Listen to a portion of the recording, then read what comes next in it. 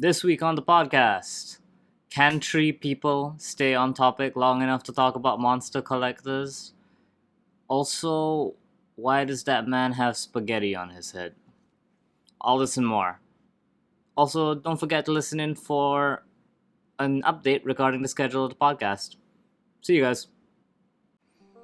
Hello and welcome to a very special episode of The Brave Room. Twice as special as usual, because we have twice the number of other GamerBraves writers who aren't me.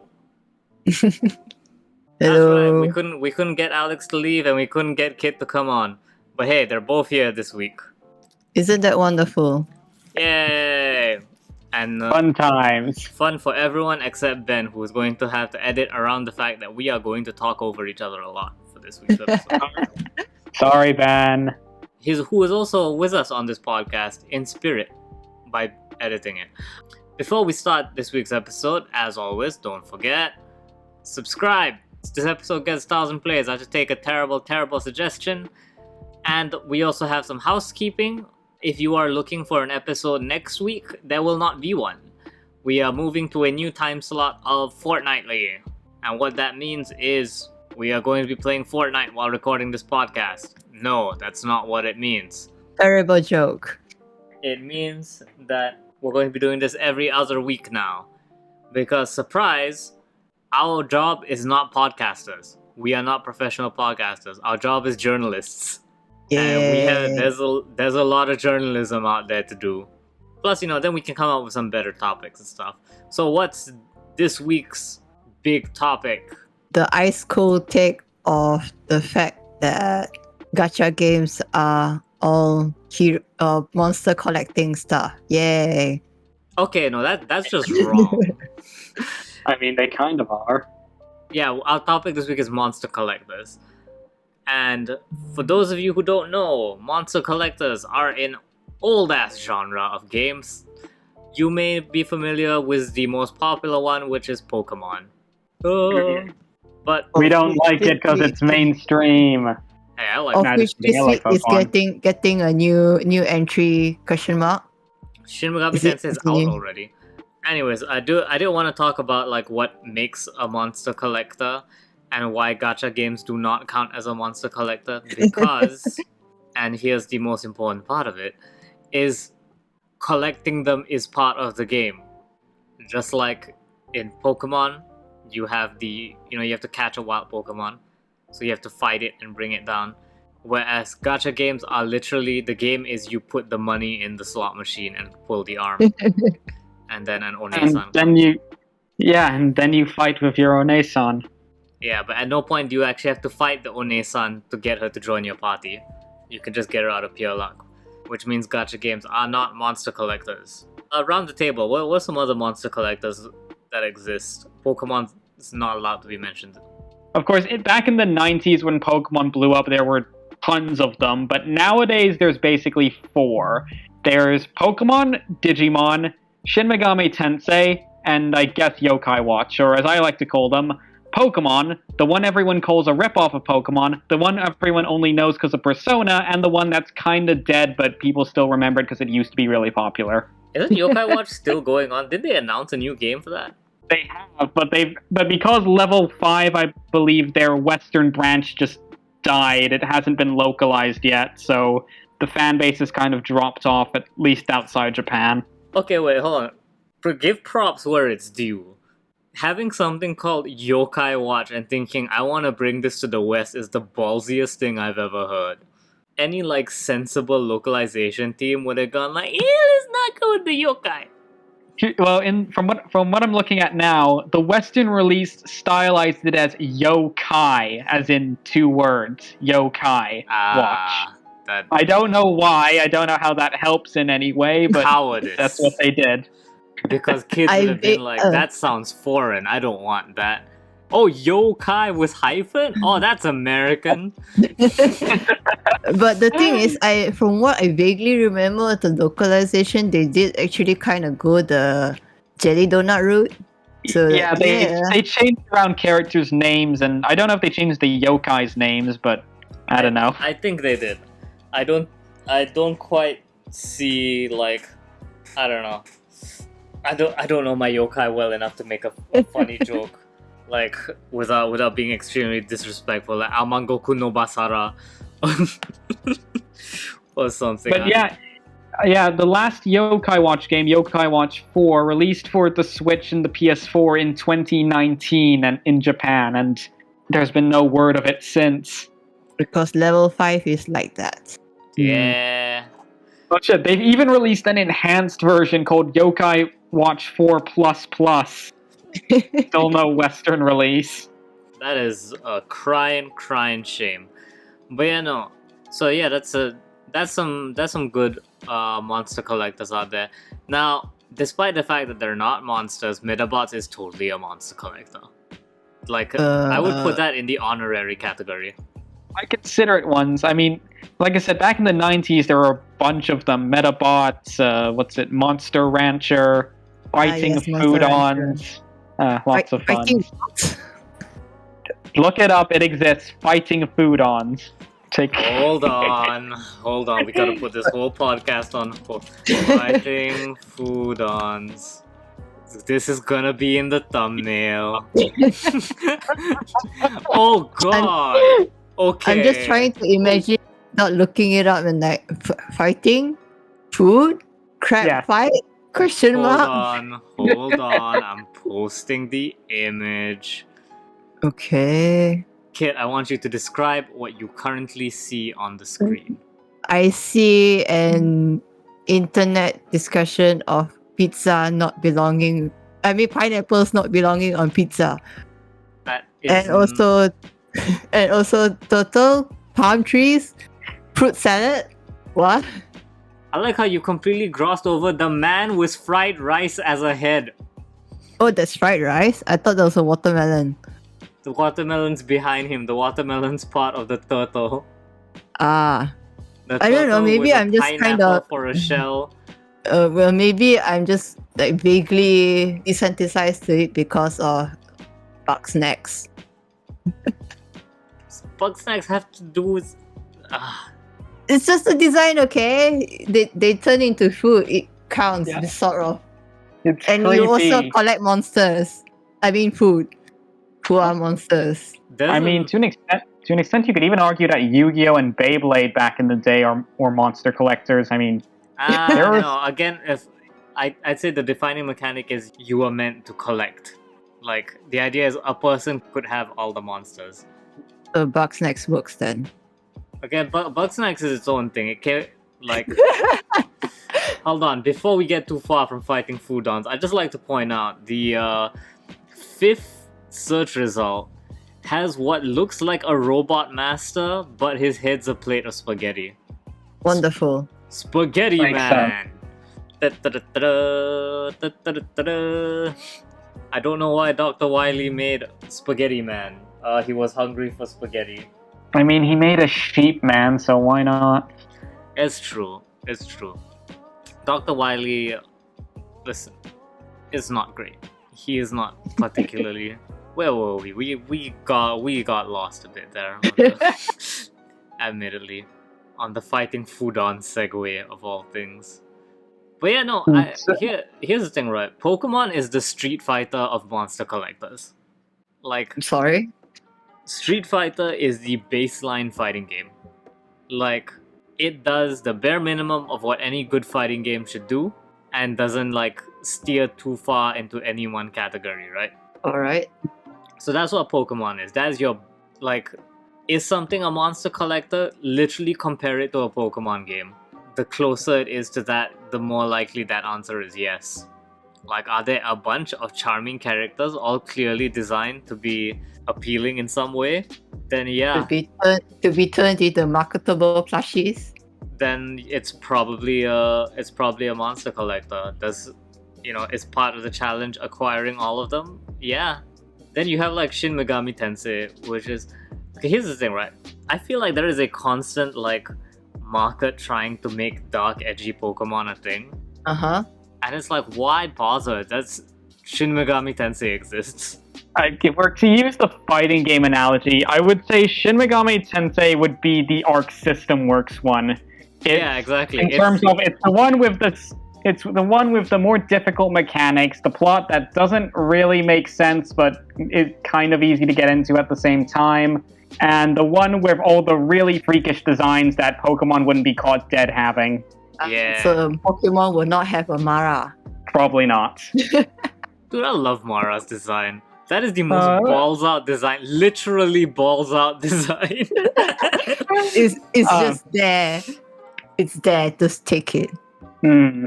You know, Pokemon just reminds me of the whole Temtem thing because that's also just trying to Okay, be Pokemon better. Let's get into that. Let's get into the imitators. Yeah, what happened to Temtem actually? Because I remember everyone was hyping it up a while back as like the Pokemon killer. It was gonna be the one that finally knocked off Pokemon, the one that was gonna make the MMO that everyone wanted Pokemon to do.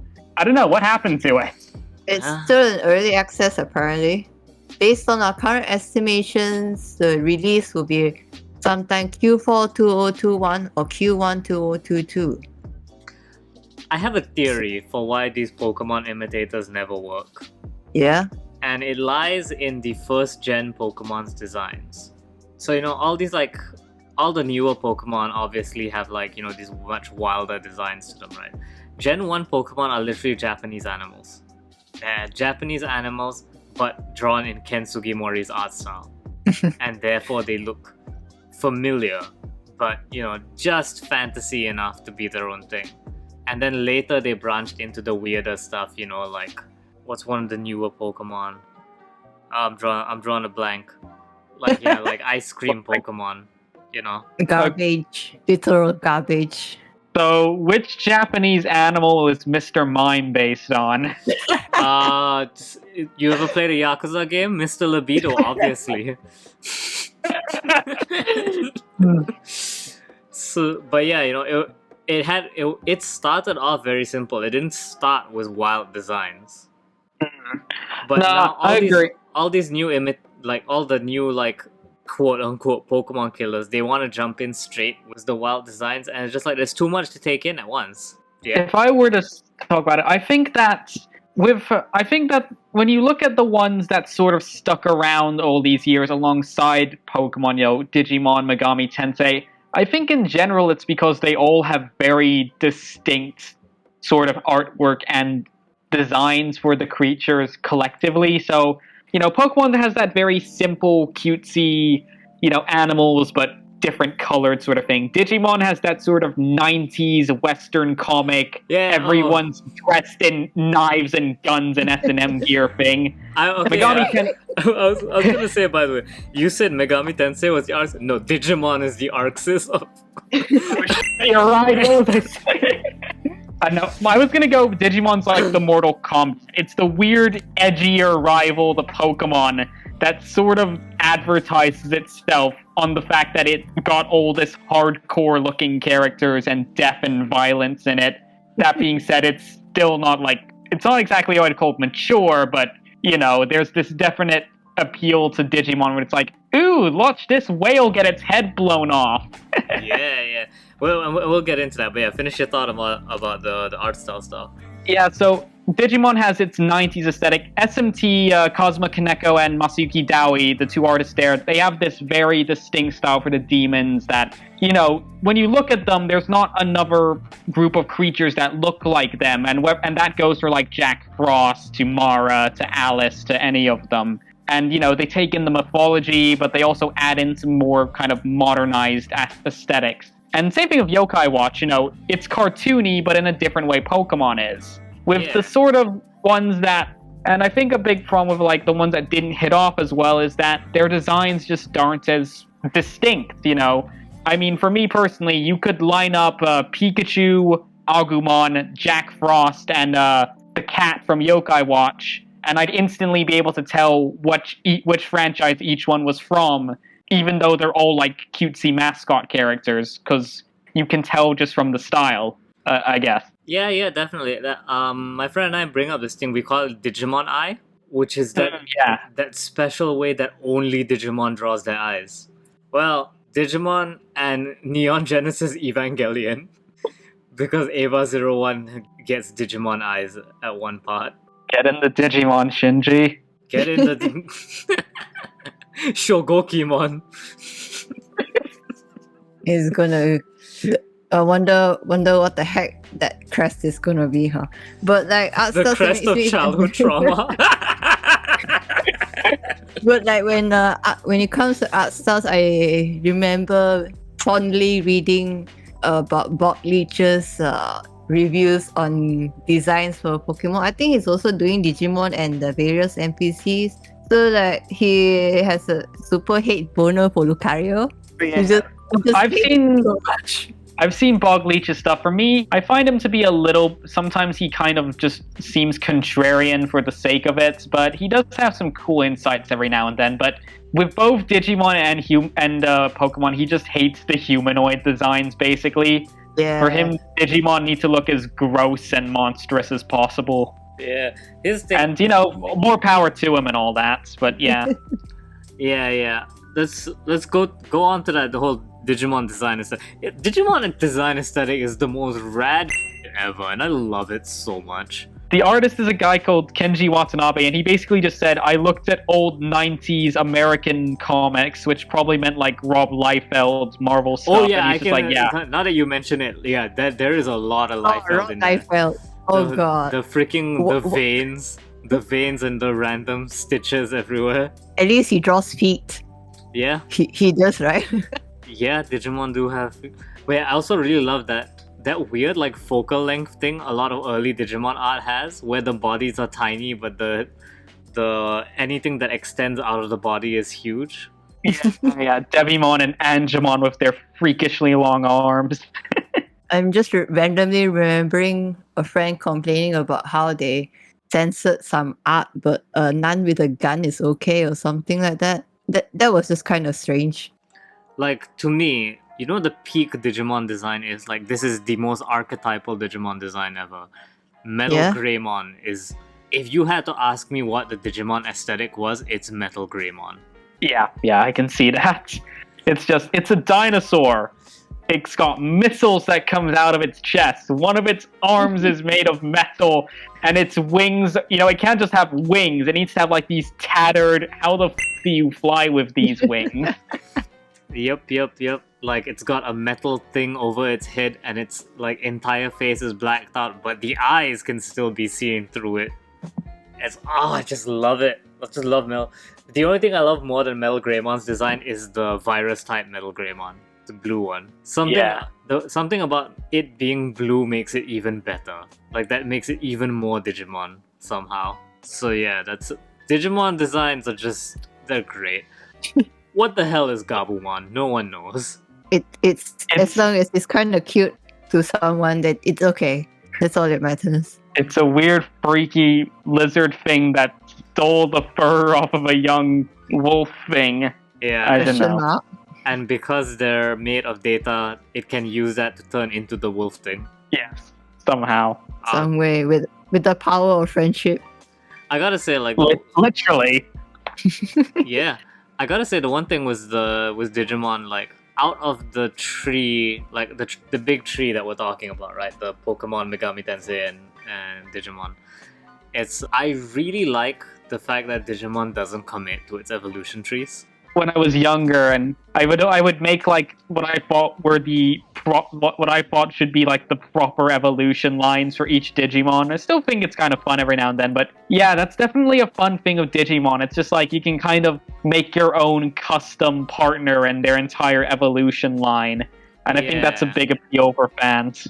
And the anime only just started leaning into it as well, because with the Adventure reboot, it started exploring the whole, hey, Digimon are not a single line, they can split into whatever. Because freaking Pegasmon appears in the Adventure reboot of all things. Hold on, I'm trying to find that meme that someone made about Evolution 9's Pokemon, Digimon, and they added SMT as well. Where is that thing? That being said, we're still gonna show off Metal Greymon as much as possible. Hey, here's the thing. I prefer Metal Greymon to War Deservedly. Greymon. Like, my only problem with Digimon is that because Digimon does the whole, you can revert back to stuff, and, there's so many tiers of evolution, is that every time a new tier of evolution comes out, the old one basically doesn't exist anymore. Yeah, I get what you mean. I like the reboot then, because War Greymon doesn't show up until super late games, so it's mostly Metal Greymon for a lot of it.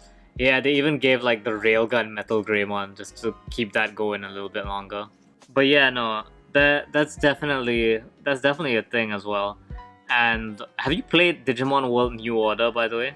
No. I highly recommend that game. That is a good game. It's a spiritual successor to the original Digimon World. And Played that one either. Sorry? I haven't played that one either. Well, the Digimon World is a PS1 game, so I don't think you were alive back then. But so you have two partner Digimon with you, and what they digivolve into is dependent on their stats. And if you don't meet any of the required stats by the time say it takes 3 days to digivolve into a champion or whatever, guess what happens? Your Digimon dies of old age. You start again. Oh. Fucking hell. I think you carry over some stats every cycle, so it gets easier over time. But so if you play on normal difficulty, the only thing the difficulty changes is the stat threshold. It's how much stats you get. Yeah. So if you play it on normal difficulty, the intent is that your Digimon has died 5 times before you get a champion. I was just gonna make a joke like it turned into Mamemon or something, but okay. You wish it turned into Mamemon. At least Mamemon is an evolution. So yeah, no, that game is hardcore. And it's part of the reason why I didn't finish it is because I'm at the final dungeon with my 2 megas, and they're starting to wheeze because they're running out of time. Oh, wonderful. And I don't want to start because I cannot do the dungeon until they become megas again. So Hooray. I have played some other Digimon games. I played Digimon, Digimon DS and Digimon World Dusk on the Nintendo DS, and then I later played Cyber Sleuth on PS4, so... Isn't Cyber Sleuth literally just a Megami Tensei game? It's pretty much just Persona.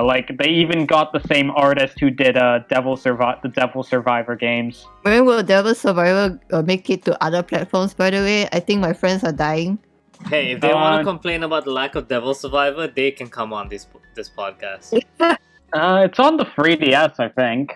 The 3DS doesn't officially get support anymore. But when is that thing coming? I never finished it because this kind of games means if you go into it blind and are stupid like me, you die. So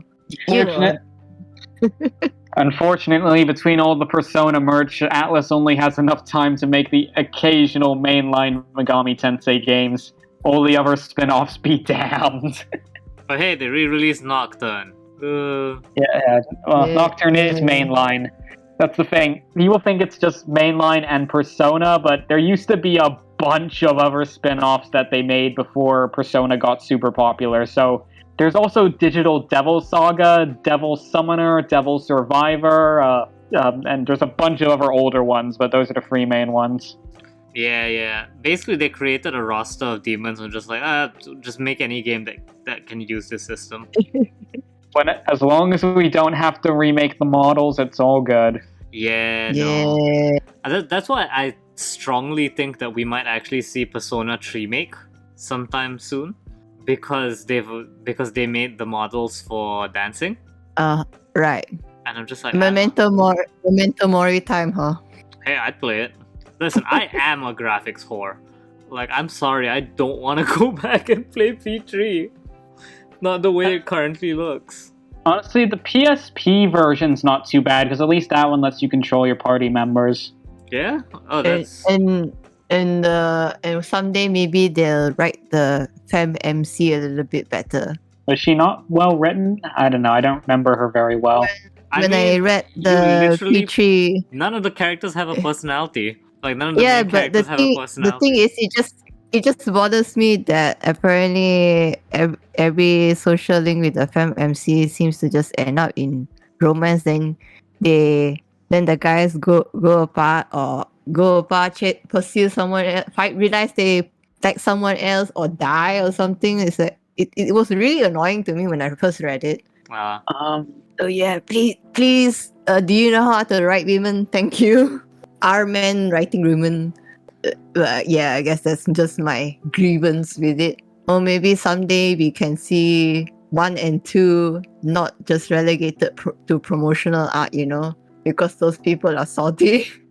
Yeah. I mean, there was an ongoing joke for years that P1 and 2 just flat out did not exist. Yeah, it's a very Steam Bear thing. People are actually getting so sick of that joke that they are acknowledging that they exist, but... Yeah, the Persona anniversary art features them on the couch, the casting couch of Doom. But the reason I brought Persona thing, so with Megami Tensei, the one thing, like, because you can basically turn any demon into any demon with enough steps, right? Yeah. There's a specific chart that you have to go. Like, demons have a specific race or group or something like that, and fusing that with another specific group creates one from another, and then which one you get just depends on the level of the demons that you're fusing. Yeah. So like, it's a whole matrix. So like a brute plus a drake could make like a fiend or something like that. I don't remember the exact ones, but yeah, basically something like that. But there's not really... Actually, there are a few surprising evolutions in SMT. Like, for example, one of the demons is Setanta, and if you level him up enough, then you get Cucullin, because Setanta was just Cucullin before he got that name. Ah, okay. I'm only going at this from the P5, from my little knowledge of P5's thing. Yeah, I don't know. It's not a big thing, but I guess it's a cute little reference, I suppose. Yeah, that's great, because I think that's Megami Tensei's flaw, is that you do need to have that some sort of like progression system that ties the demons together, and it needs to be obvious. And unfortunately, with Megami Tensei, nothing is obvious. But you know what we need? We need playable spin-off with the Jack Frost a la the Preenies. They do. It's called Jack Rubbers on Virtual Boy. Oh my god.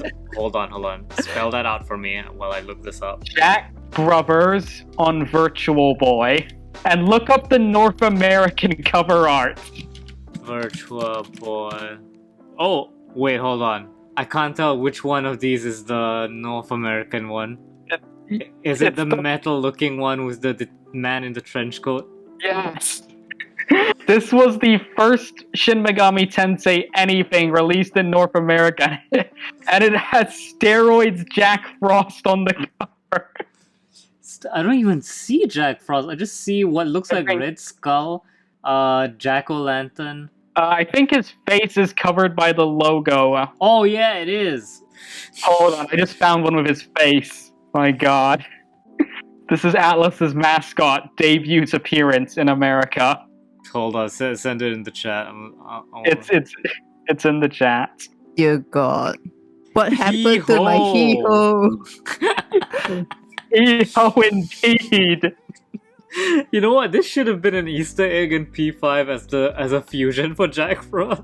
I'm just saying, there's so many different variations of Jack Frost. I want bad box art Jack Frost as DLC in SMT5. Put that in, Atlas. You cowards. And also, please just remake the Jack Bros, please. It needs to see another light of day. And also, I just really like the Hee-ho.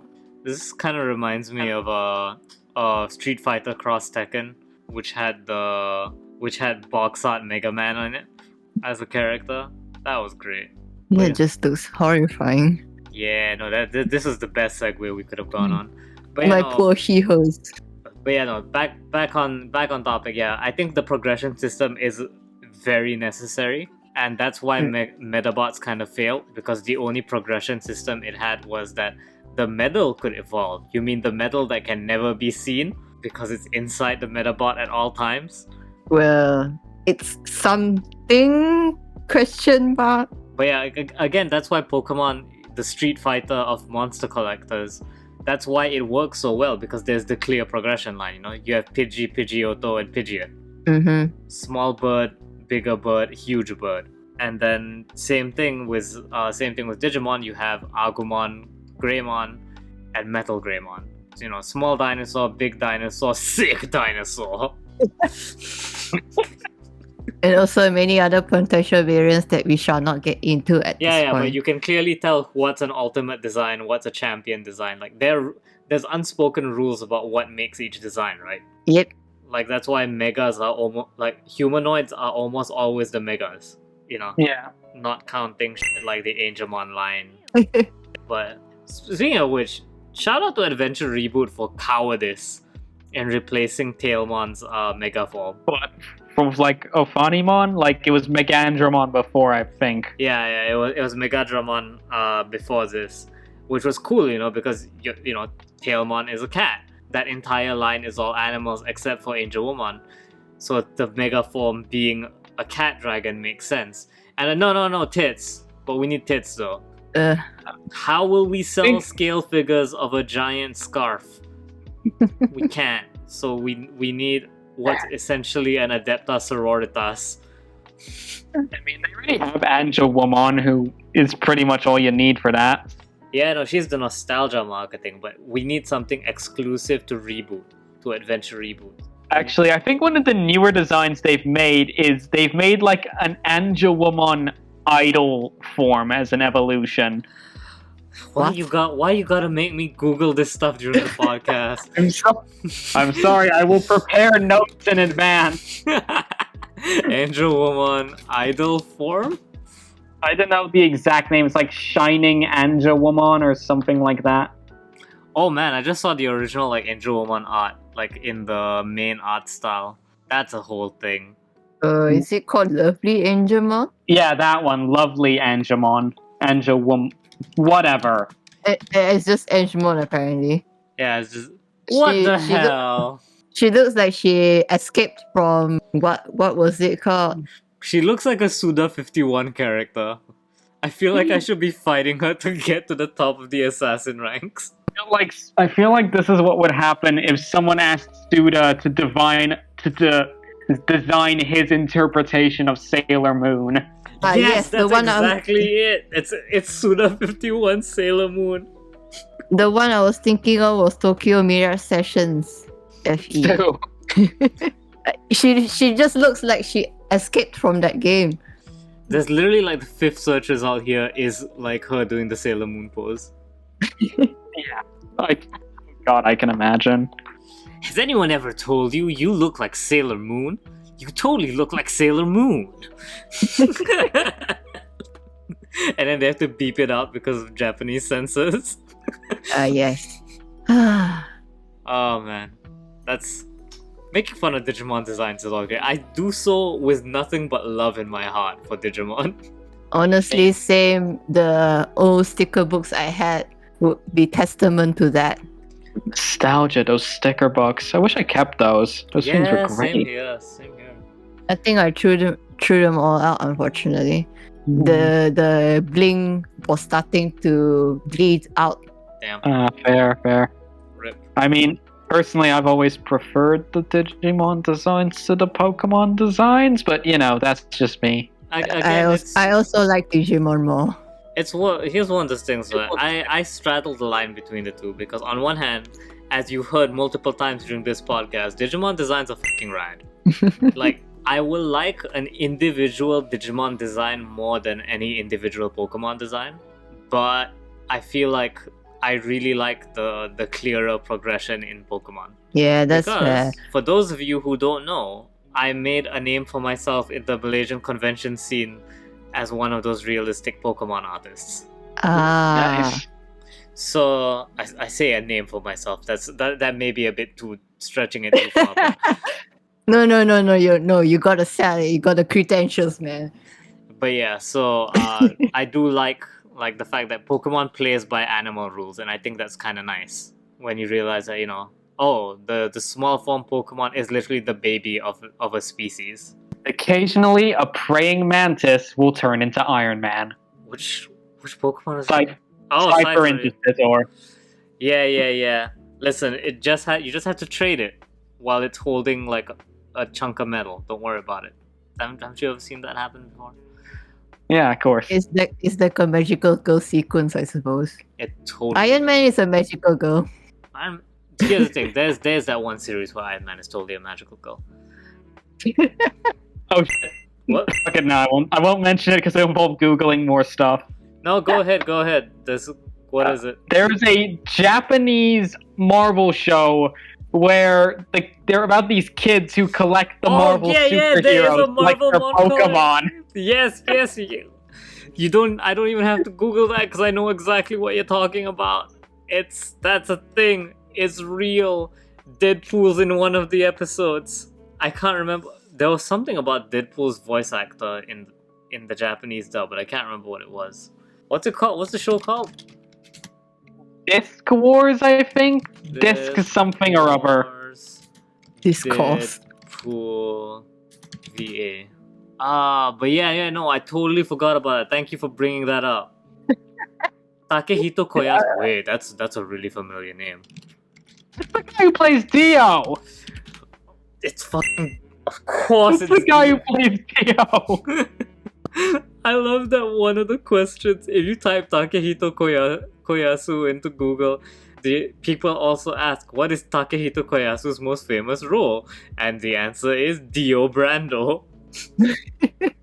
Yeah, no, Dio Pool. Man, if I think that thumbnail just sounds way too crowded right now. No, we're not putting Dio Pool in the thumbnail. Could you not? But yeah, no, I totally forgot about the Monster Collector Marvel thing. Of course, Marvel's got to be in everything like that. That totally breaks all the rules, by the way, because there's no progression. Iron Man doesn't evolve into Captain America. Yeah, but don't they collect more superheroes or something? They do. That plays more by Yu-Gi-Oh rules, I feel. Okay. But yeah, no. Oh, God damn it, Dio Deadpool. I'm gonna have to watch that clip later because I know there's a clip of it on YouTube.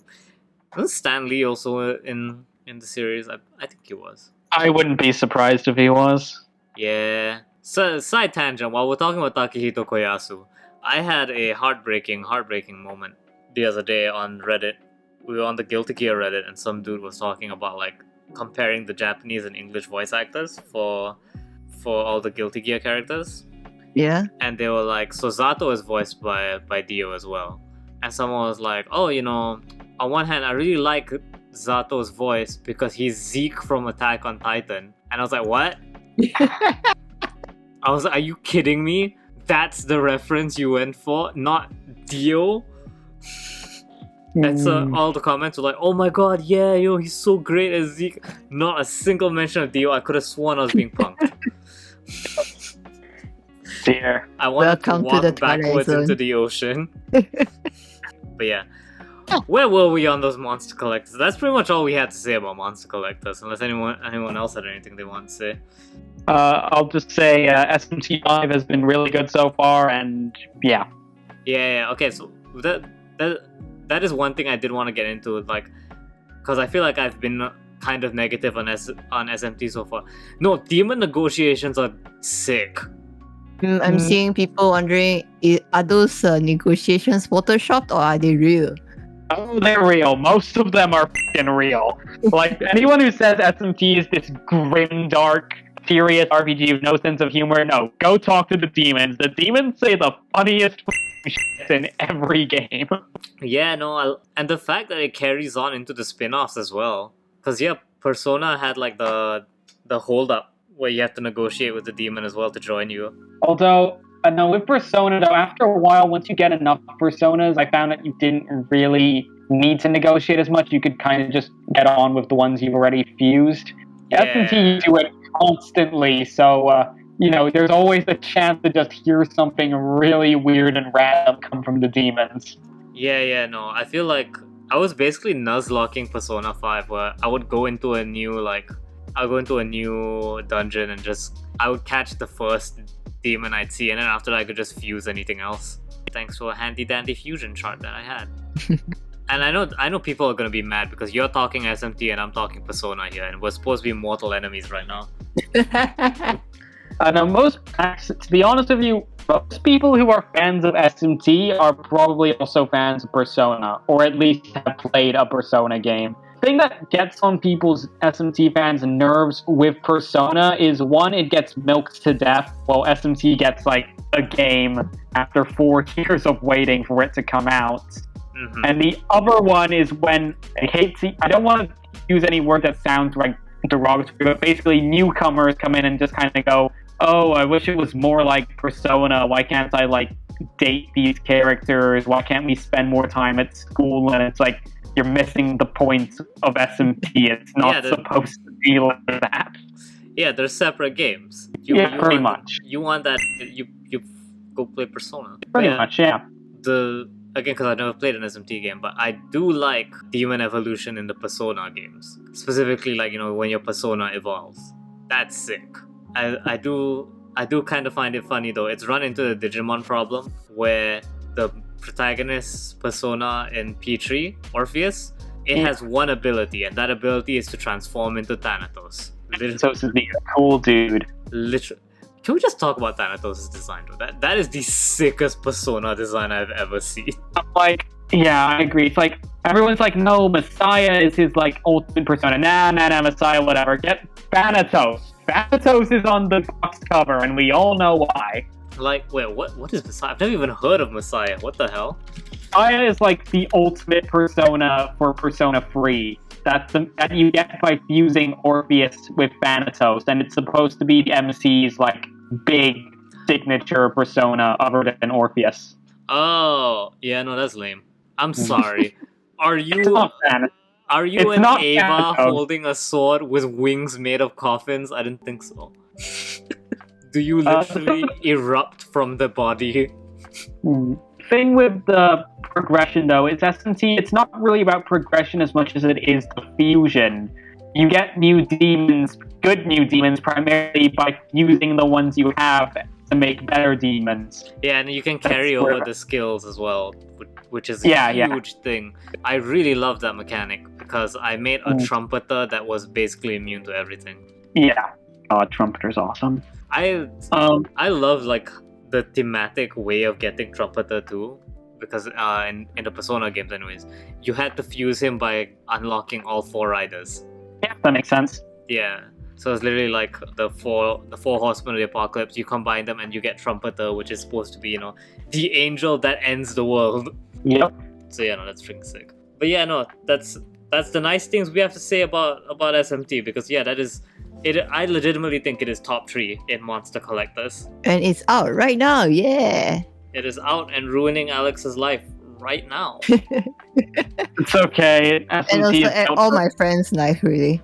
Apparently, they gamed over like 7 times already. Oh, you have to be a special kind of masochist to like SMT, and thankfully I am, so yeah, SMT is great. That's true.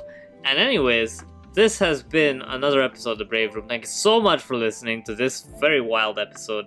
I feel like we could do a part 2 of this, because there's still a lot like that I wanted to cover. Like the fact that Digimon World 2 is a terrible grindy game. I feel like I've talked about that before, actually, now that I think about it. Digimon yes, you have. I believe the first session was like back in the RPGs stuff. Oh yeah, we thought the JRPG episode, and I talk about how Digimon World 2 is fucking terrible. And I love that game to bits. But it's terrible. But it's objectively terrible. Oh god, yeah. And this has been an episode of the Brave Room. Thank you so much to Kit and Alex for coming on for this very chaotic, messy episode. And Pokemon comes out end of this week, which is why we wanted to do this episode, because we're literally sandwiched in between SMT and Pokemon right now. Not gonna lie, I kind of want just a little hint of SMT/Digimon in a Pokemon game. Just tiny little dash of that. You know, turn Street Fighter 5 into Street Fighter Alpha. I mean, you can argue the Gen 4 legendaries, but it'll save for another day. Yeah, I'm talking about like thematic. I'm just be like mechanically. I think Pokemon mechanically is getting a little dull. That's been another episode of Brave Room. Thanks so much for listening. Rate this episode, share it, you know, leave a comment. if you leave a comment on your podcast app, I'll read it on the next episode. And don't forget, there is no episode next week because we are going into the alternating week schedule. Yahoo! Yahoo! Yahoo! Hee ho! Eho! Hee ho!